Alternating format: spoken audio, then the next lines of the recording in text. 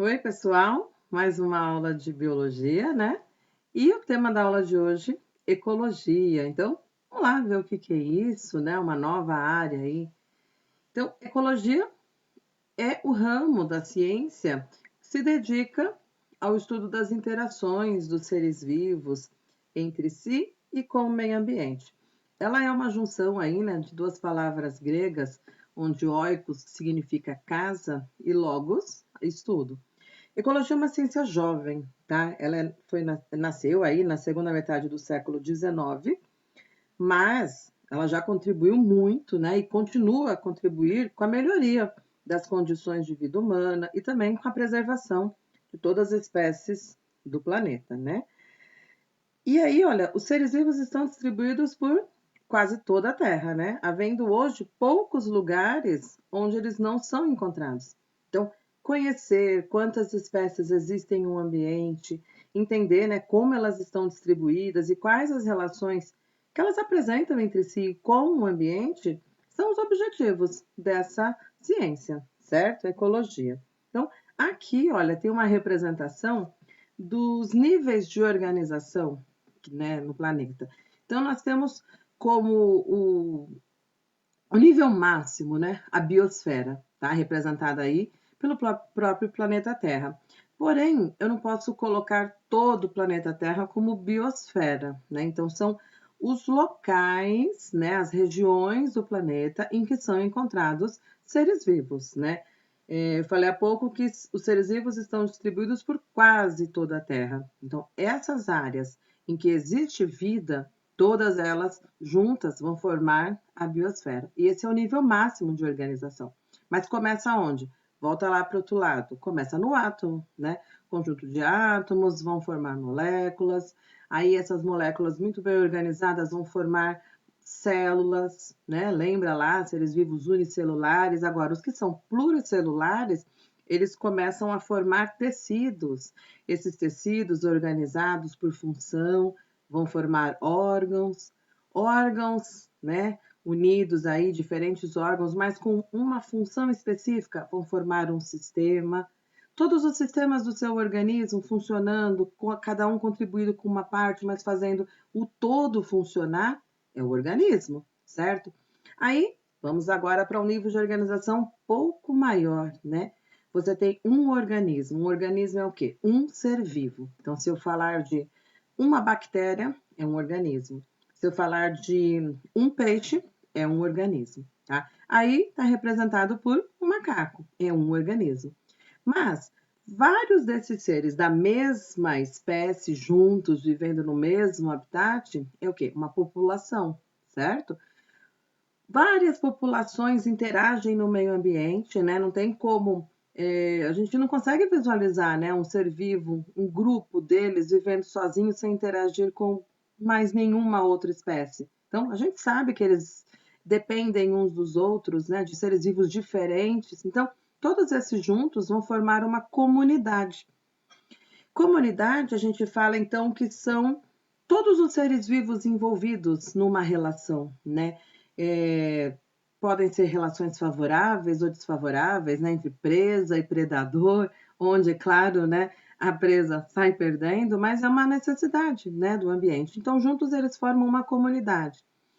E aí, essa comunidade ela vai interagir também com o meio ambiente, certo? É aí que entram duas questões, tá?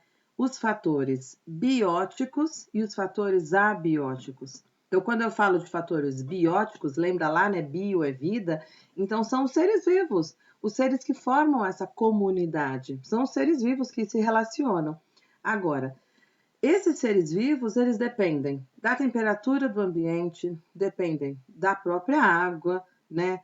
De condições específicas de pH, de salinidade, diversos fatores aí que influenciam na vida desses seres vivos. Então, esses fatores que não apresentam vida, porém eles são necessários para que a vida exista, nós chamamos de fatores abióticos. Então, olha o A negando, né? São fatores não vivos, mas que eles caracterizam aquela relação, né? Tem ser vivo que consegue viver num pH ácido?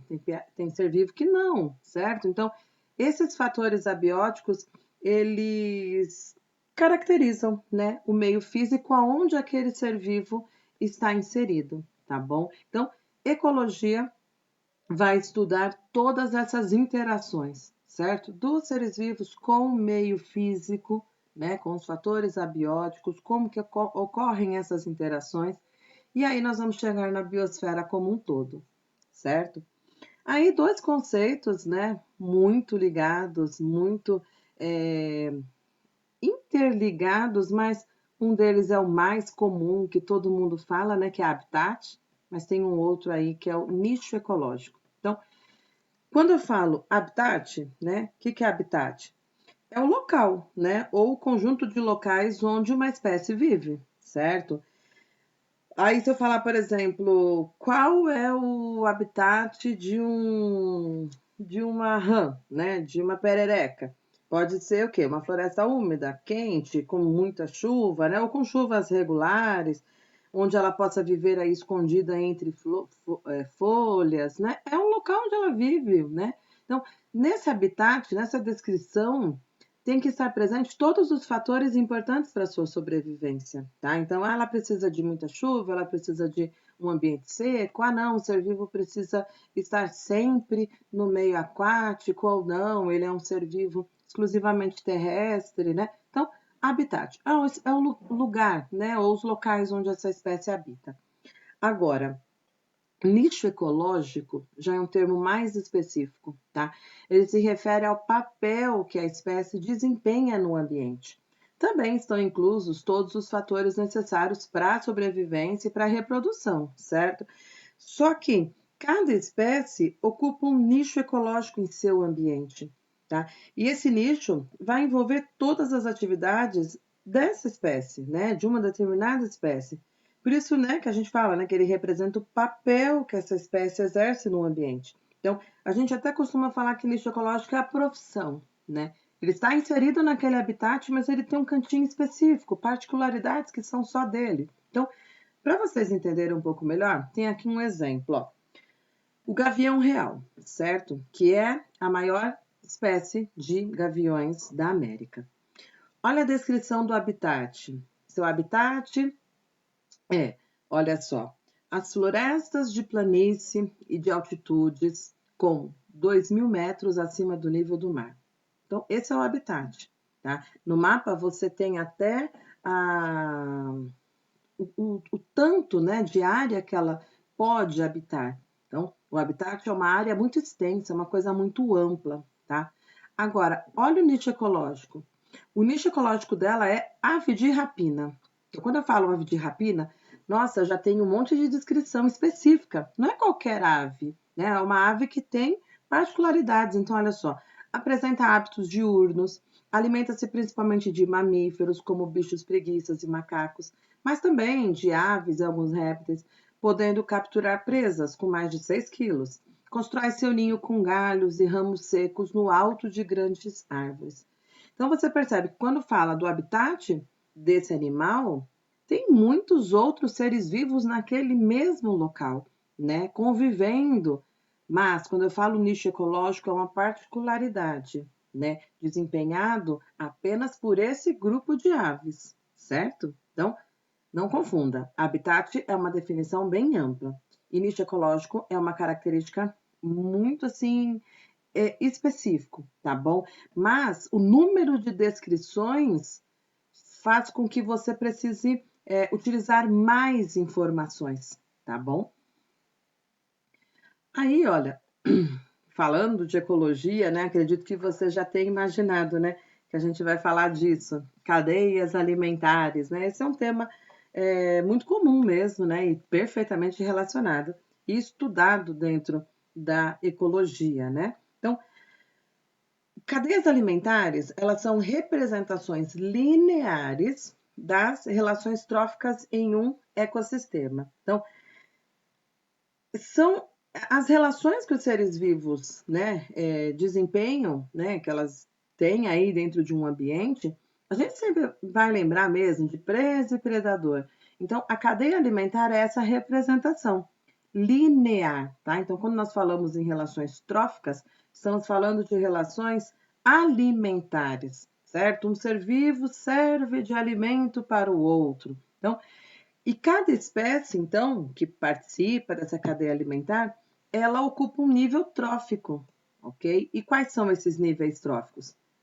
Nós temos o produtor, certo? Nós temos consumidores e decompositores. Produtor é sempre autótrofo, certo? O que é autótrofo? É aquele ser vivo que produz o seu próprio alimento. E ele pode produzir por fotossíntese, que é a partir da luz solar, ele pode produzir por quimiossíntese, que é a partir de matéria inorgânica, aí ele produz a matéria orgânica, certo?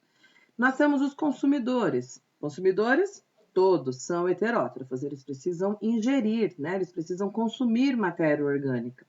E aí também nós temos decompositores. Decompositores representados aí pelos fungos, pelas bactérias, que eles transformam matéria orgânica em inorgânica. Eles fazem a reciclagem, né, dos nutrientes no ambiente, certo? Então, ó, aqui tem uma representação de uma cadeia alimentar de terra firme, certo? Onde você tem aí produtor, um vegetal, certo? Uma planta. Então, esse vegetal, ele faz fotossíntese, ele produz matéria orgânica, né, glicose, a partir da energia da luz do sol, água que ele absorve do solo, e aí ele é fonte de alimento para o gafanhoto, certo? Então, quando a gente representa uma cadeia alimentar, você está percebendo que está numa linha única, certo? Nesse caso, está de baixo para cima, mas pode ser da esquerda para a direita, da direita para a esquerda, não importa.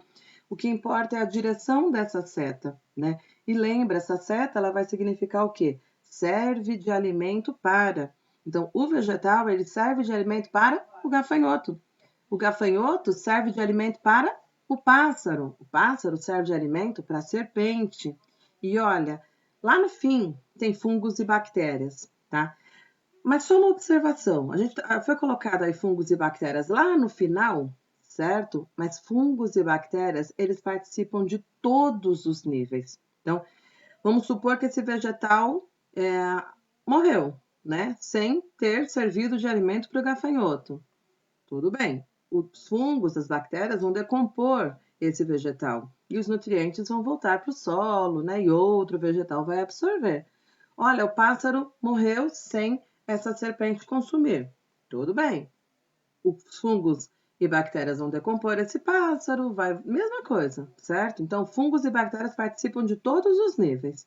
Agora, a ordem tem que ser obrigatoriamente essa. Primeiro nível trófico de toda a cadeia alimentar é um produtor, depois um consumidor. Se ele é o primeiro, né, ele é o herbívoro, a gente fala que ele é o consumidor primário, certo? Se ele é um carnívoro, ele é o consumidor secundário. O terciário também é um carnívoro, certo? Só que ele é um carnívoro que come o outro carnívoro. E aí você vai numerando, né? De acordo com os níveis tróficos que forem surgindo, ok? Temos também a representação de uma cadeia alimentar marinha, certo? Onde os produtores, nesse caso, o fitoplâncton, né? Lembra? Fitoplâncton realiza a fotossíntese, ok? E aí lembra que tem os plâncton, né? Nós temos aí os seres pequenos, micro-organismos que vivem na água, né? Nos oceanos, nos mares, eles formam plâncton. E aí a gente divide, né? O fitoplâncton como sendo o produtor que faz fotossíntese e o zooplâncton, que é formado aí por animais pequenos, né, que não são fotossintetizantes. Então, esse zooplâncton sempre vai ser consumidor primário, certo? Eles são herbívoros. Depois você tem um consumidor secundário, consumidor terciário, quaternário. E aí você vê que tanto no secundário quanto no terciário, ambos são peixes, né? Mas peixe vai se alimentar de outro peixe de acordo com o tamanho, e aí você vai classificando de acordo com o nível trófico que ele ocupa, certo? Mas aí não esqueçam de lembrar da importância, né, dos decompositores. Aqui nós temos uma teia alimentar, né? Onde? O que é uma teia alimentar? É um agrupamento de cadeias alimentares, né? Porque na natureza não é tão sequencial assim, né? A serpente, por exemplo, ela não tem exclusivamente pássaro como fonte de alimento, ela tem diversas opções, né? Do mesmo jeito que um pássaro não vai servir de alimento único e exclusivamente para a serpente. Então, você tem esse entrelaçamento, né, de algumas cadeias alimentares. Então, aí nós falamos que isso é uma teia alimentar. E numa teia alimentar, alguns animais, eles podem ser ao mesmo tempo, tá? De acordo aí com as suas opções alimentares, ele pode ser consumidor primário, certo? Pode ser consumidor secundário, ou até mesmo ele pode ser o terciário. E ele está naquele mesmo habitat. E de acordo com o alimento que ele ingere, ele vai mudando o seu nível trófico, certo? E, de novo, né, não esqueçam da importância dos decompositores. Os decompositores, eles vão fazer essa reciclagem, né? Vão fazer com que o ciclo de matéria orgânica continue, né? Porque, olha, os seres vivos, eles precisam de matéria, né? E de energia para poder crescer, para poder desenvolver, realizar suas atividades metabólicas, para se locomover, para tudo, né? Então, a matéria, inicialmente, né, ela entra aí nas cadeias alimentares pela absorção dos vegetais, né? Os vegetais absorvem aí água e sais minerais pelo solo, capturam gás carbônico do ar, e aí, por meio da fotossíntese, esses vegetais, algas, né, esses seres fotossintetizantes, eles produzem a glicose, né? E a partir daí, olha, a matéria vai percorrendo toda a cadeia alimentar, percorrendo toda a teia alimentar, até que esses animais morrem. E aí, o que vai fazer agora?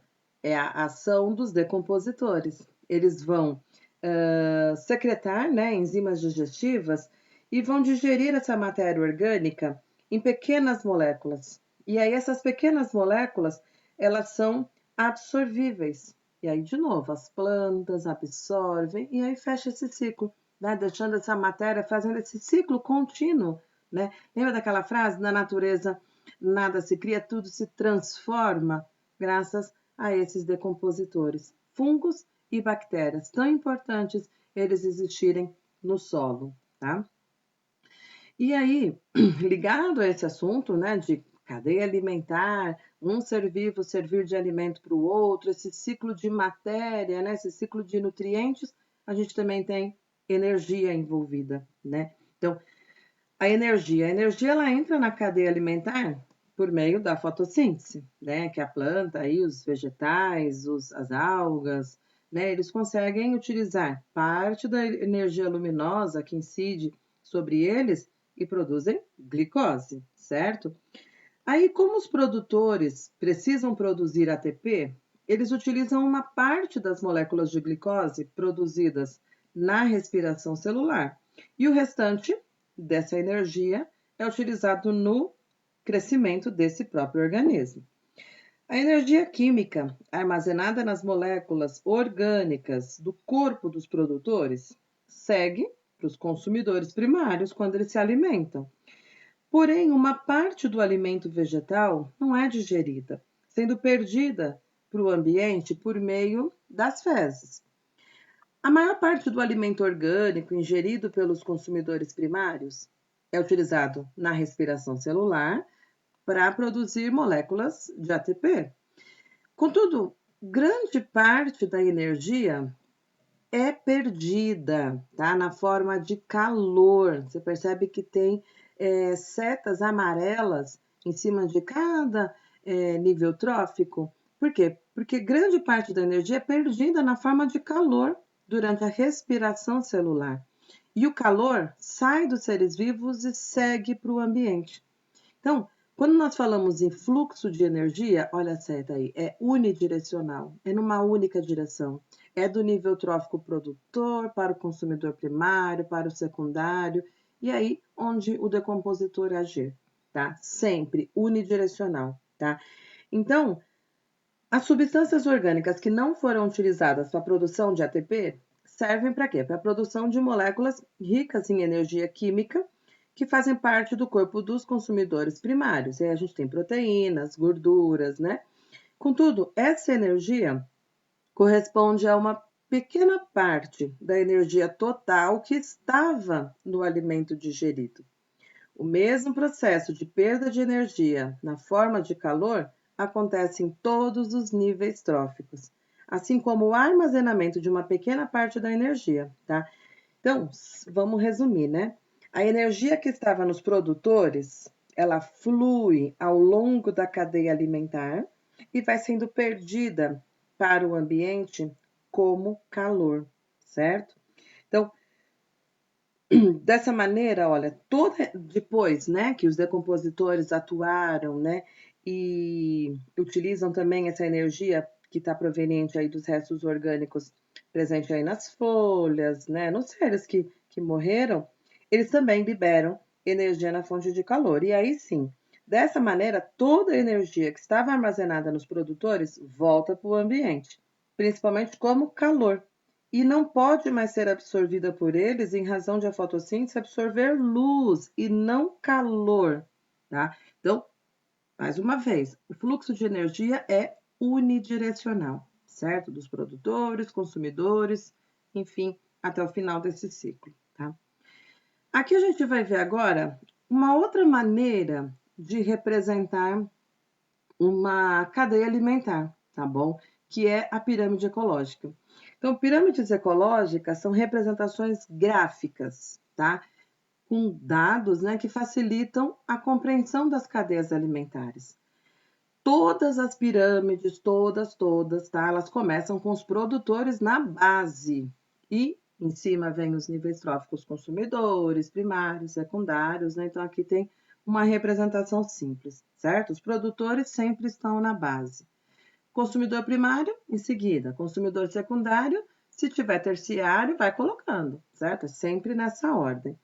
Agora, existem três maneiras, né? Três pirâmides, né? Porque dependendo do fator, né? Do critério que você está utilizando para representar, nós podemos ter aí pirâmides de números, pirâmide de biomassa e pirâmide de energia. Então, vamos começar pela pirâmide de números, tá? O que uma pirâmide de número mostra para a gente? Ó? Elas indicam a quantidade de organismos em uma cadeia alimentar, certo? Na pirâmide de número, então número é quantidade. Então, nós vamos ter aí nesse exemplo, né, uma cadeia alimentar que está mostrando o quê? Que a gente tem 5.000 plantas, né? E essas 5.000 plantas são necessárias para alimentar 500 gafanhotos. E esses 500 gafanhotos, por sua vez, eles vão alimentar uma única ave, tá? Então, uma pirâmide de números, nessa representação, né, ela tem um inconveniente de igualar os organismos, sem levar em conta seu tamanho e sem representar adequadamente a quantidade de matéria orgânica existentes nos diversos níveis, tá? Então, dessa forma, as pirâmides de números, elas podem apresentar-se invertidas e assim não constituem boas representações visuais das relações alimentares no ecossistema. Então, nós temos aqui o primeiro exemplo, né? É uma pirâmide totalmente contrária àquela que eu mostrei para vocês, né? Não assume propriamente o formato de pirâmide, certo? Mas está mostrando aí, por exemplo, já que é uma pirâmide de número, eu tenho lá na base um produtor. E esse produtor é quem? Uma árvore. Uma árvore. Então, e realmente, para alimentar o nível seguinte, eu não preciso de muitas árvores, dependendo do animal, né, do ser vivo que eu vou colocar em seguida, né? Então, não fica muito legal essa visualização, né? Também tem, olha só, uma representação aqui em que essa base, ela também pode ser uma vegetais, né, grandes, mas que o nível seguinte, o consumidor primário, ele está aí como parasitas, né? Então, são muitos em comparação com esse vegetal, né? Que pode ser até mesmo o único vegetal, tá? Então, a pirâmide de número, ela indica quantidade, mas dependendo da representação, não é muito legal, tá? Nós temos agora, olha, pirâmide de biomassa. Biomassa, essas pirâmides, né, elas são construídas pela avaliação das biomassas nos vários níveis tróficos. Então, você já repara aí que você tem grama por metro quadrado, né? Então, você tem o exemplo de uma pirâmide de biomassa de um campo abandonado. Você tem uma quantidade grande de produtores, né? Herbívoros e carnívoros sendo representado aí. Então, o inconveniente, né, dessa pirâmide de biomassa é que ela não leva em conta o fator tempo. Tá? Esse tipo de pirâmide, ele só representa a massa biológica num determinado instante e não indica, então, a velocidade com que essa matéria orgânica é produzida. Agora, tem alguns momentos que a massa dos produtores ela é muito maior que a massa dos consumidores. Então, às vezes, né, a gente tem uma pirâmide de biomassa que pode ser invertida. Então, nesse esquema aí, você percebe que no momento da medição, a biomassa de fitoplâncton é bem menor que a de zooplâncton. E isso parece estranho, né? Porque a taxa de reprodução do fitoplâncton é muito mais elevada que a de zooplâncton. Só que a velocidade de consumo do fitoplâncton pelo zooplâncton é muito grande. Então, desse jeito, né, a gente consegue perceber que uma biomassa aparentemente pequena de produtores pode sustentar uma biomassa grande de consumidores de primeira ordem. Então, tem mais uma, e essa é a melhor representação, né, em forma de pirâmide que nós temos. Tá? É o modo aí mais satisfatório de representar, é a pirâmide de energia. Por quê? Porque ela sempre mostra de forma muito clara a perda de energia que ocorre em cada nível trófico. Lembra que é unidirecional, então o formato pirâmide vai sempre existir aqui, não tem como você mudar essa ordem, né? Então, você tem aí os valores, né, que estão expressos em quilocalorias por metro, tá? Mas aí o produtor sempre a base maior mesmo, consumidor primário, consumidor de segunda ordem, de terceira ordem. Aqui a nomenclatura mudou, mas é a mesma coisa. Você tanto pode falar consumidor primário como consumidor de primeira ordem, que estamos falando do mesmo nível trófico, tá? Mesma coisa com consumidor de segunda ordem.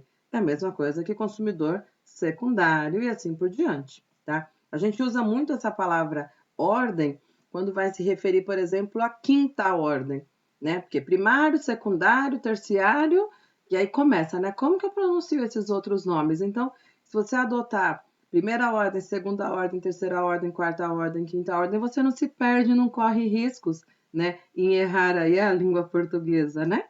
Então, lembra, nunca são invertidas. Uma pirâmide de energia não tem como ser a base menor, né, e lá a terceira ordem maior. Ela mostra esse fluxo de energia no ecossistema e é unidirecional, tá bom? E aí, encerramos essa parte de ecologia, né? Essa introdução desses conceitos mais básicos, né? Mais comuns. E até a próxima aula.